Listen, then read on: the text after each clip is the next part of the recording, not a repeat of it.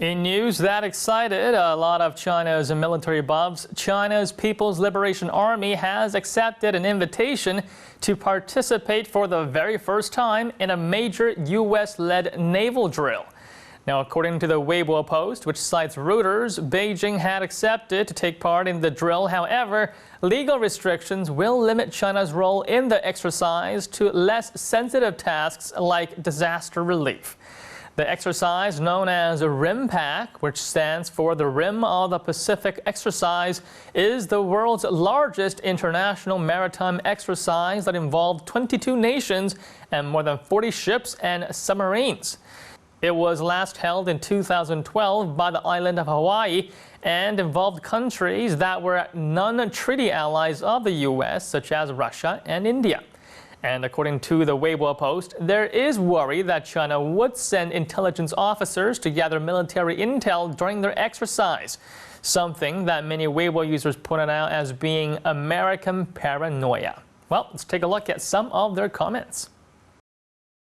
A joint military exercise without trust is just an opportunity to gather intelligence on the participants. Why would China take part in this? Everything we do is looked upon with suspicion. Why even bother?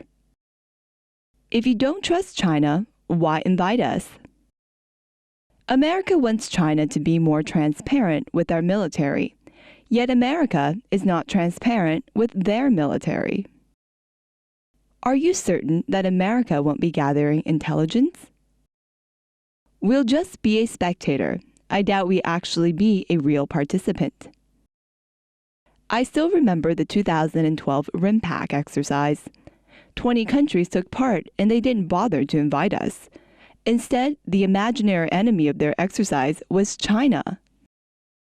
China has never participated in a RIMPAC event. However, it was able to send observers in 1998. Now, this is, however, not the first time that China participated with the U.S., since the two countries did jointly take part in a counter-piracy drill last year. China was not invited to the RIMPAC event last year, something that many Chinese news agencies wrote about with just a hint of disappointment and bitterness. For example, ChongqingNews.net wrote that China was the only Far Eastern country that was not invited to the 2012 RIMPAC event, and that the exercise was meant to prevent the rise of new military powers in the region, which includes China. So, going back to Weibo users, many felt that the invitation is a good sign of warming relations with the U.S. and more opportunity to cooperate with the United States. Okay, let's take a look at some more Chinese comments. This is a good thing. This would help with the development of our Navy. This is definitely good news. It shows that we are becoming an active part of the world. It's natural to be suspicious. Even allies are suspicious of each other these days. Finally, we are no longer the imaginary enemy in the exercises. Joining the exercise is already a breakthrough. I'm all on board. China's People's Liberation Army's Navy is the second largest naval service in the world, only behind the United States Navy, and has a personnel strength of over 250,000.